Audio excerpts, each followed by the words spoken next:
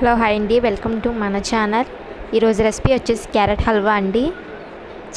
Carrot halwa ఎవడు తింటాడు? అస్సలు బాగోదు. క్యారెట్ కూర వండితేనే తిన్న వాళ్ళు క్యారెట్ హల్వా అయితే ఇంకేం తింటారు అనుకుంటున్నారు కదా. ఇదే విధంగా చేసి పెట్టండి, మళ్ళీ మళ్ళీ కావాలంటారండి.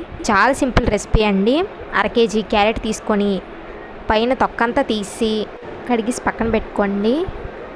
తర్వాత 3 ముక్కలు 4 ముక్కలు ఈ విధంగా చిన్న చిన్న ముక్కలుగా కట్ చేసుకొని మిక్సీలో వేసి గ్రైండ్ చేసుకోవాలండి. తురుముకుంటే తురుముకోవచ్చు, మీ ఇష్టం. నేనైతే ఇలాగైతే తొందరగా అయిపోద్ది కదా ప్రాసెస్ అని ఇలా చేస్తున్నాను. మీకు నచ్చితే అలాగే చేసుకోవచ్చు. గ్రైండ్ చేసుకుని ఒక ప్లేట్లో వేసుకొని తర్వాత స్టవ్ ఆన్ చేసుకొని పెనం పెట్టుకొని 2 స్పూన్లు నెయ్యి వేసుకోవాలండి. తర్వాత తరిగి పెట్టుకున్న జీడిపప్పు ముక్కలు అలాగే బాదం పప్పు ముక్కలు కూడా వేసి దోరగా వేయించుకోవాలి. కొంచెం ఎర్రగా వేగేటట్టు వేయించుకొని తీసి పక్కన ప్లేట్లో పెట్టుకోవాలండి. సపరేట్ చేసుకోవాలి. తర్వాత అదే పెనంలోకి ఇంకొంచెం నెయ్యి ఎక్కువ వేసుకుంటే చాలా బాగుంటుందండి.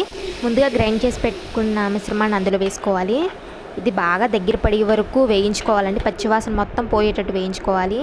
తర్వాత పచ్చిపాలు 1/2 కప్పు సరిపోతాయి. చిక్కటి పాలు బాగా దగ్గర పడే వరకు వేయించుకోవాలండి.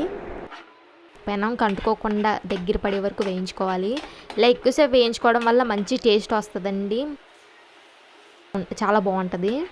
తర్వాత దగ్గర పడిన తర్వాత 1/4 కప్పు, నిండా కప్పు కాదు, కొంచెం వెల్తికే వేసుకోవాలి పంచదార. అది కూడా కరిగి బాగా దగ్గర పడిపోవాలి. చూడండి, ఇలా పెనం కంటుకోకుండా విడిపోయేటట్టు ఉంటే బాగుంటుంది.